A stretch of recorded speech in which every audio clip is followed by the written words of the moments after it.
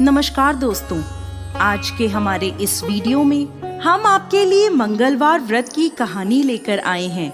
किसी नगर में एक बुढ़िया माई अपने बेटे के साथ रहती थी। बुढ़िया माई हनुमान जी की परम भक्त थी। नियम से हनुमान जी की पूजा पाठ करती और हर मंगलवार हनुमान जी का व्रत रखती। मीठा रोट बनाकर हनुमान जी को भोग लगाती थी। वो ना तो मंगलवार को मिट्टी खोदती, ना ही घर लीपती थी। बुढ़ी माई के बेटे का जन्म मंगलवार को हुआ था, इसलिए उसका नाम मंगलिया था। एक दिन हनुमान जी बुढ़ी माई की परीक्षा लेने के लिए मंगलवार के दिन एक साधु का वेश धरकर बुढ़ी माई के घर आए और बोले, है कोई हनुमान भक्त जो मेरी इच्छा पूरी करे। साधु की आवाज सुनकर बुढ़ी माई बाहर आई और बोली, क्या चाहिए महाराज? वो बोले, मैं भूखा हूँ, भोजन बनाऊंगा, तुम मुझे अपना आंगन और चूल्हा लीप कर दे दो। बुढ़ी माई ने हाथ जोड़े और बोली, महाराज, मिट्टी खोदने और आंगन लीपने के अलावा आप जो भी आज्ञा देंगे वो मैं अवश्य मानूंगी। साधु बोला, पहले मुझे वचन दो कि मैं जो कहूँगा तुम वो करोगी। बुढ़ी माई ने वचन दे दिया। साधु बोला, अपने बेटे को बुलाओ। बुढ़ी माई ने बेटे को बुला दिया।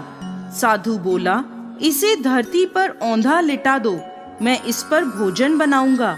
ये सुनते ही बुढ़ी माई के पैरों तले धरती खिसक गई, लेकिन वो साधु को वचन दे चुकी थी, इसलिए उन्होंने मंगलिया को साधु के हवाले कर दिया। पर हनुमान जी की परीक्षा अभी पूरी नहीं हुई थी। उन्होंने बुढ़ी माई को कहा, अब इसकी पीठ पर मुझे आग जला कर दो, जिस पर मैं भोजन बनाऊंगा। बुढ़ी माई अत्यंत दुखी हो गई और आग जलाकर वह रोती हुई अंदर चली गई। भोजन जब तैयार हो गया तब साधु ने बुढ़ी माई को कहा, भोजन बन गया है, अब अपने बेटे को बुला लो ताकि वो भी भोजन कर ले। बुढ़ी माई बोली, महाराज, मेरे दुखी मन को और मत दुखाइए। मैंने अपने हाथों से स्वयं अपने बेटे को अग्नि के हवाले किया है, लेकिन साधु महाराज नहीं माने। तब बुढ़ी माई ने अपने बेटे को पुकारा। बुढ़ी माई के आवाज लगाते ही मंगलिया हंसता हुआ घर के अंदर आया और बोला, हाँ माँ। अपने बेटे को देखकर बुढ़ी माई की खुशी का ठिकाना ना रहा, परंतु वो हैरान थी कि ऐसा कैसे हो गया। वो अपने पुत्र सहित साधु महाराज के पैरों में गिर पड़ी। हनुमान जी ने उसे अपने दर्शन दिए और उसे सर्व सुख का आशीर्वाद दिया और अंतर्ध्यान हो गए।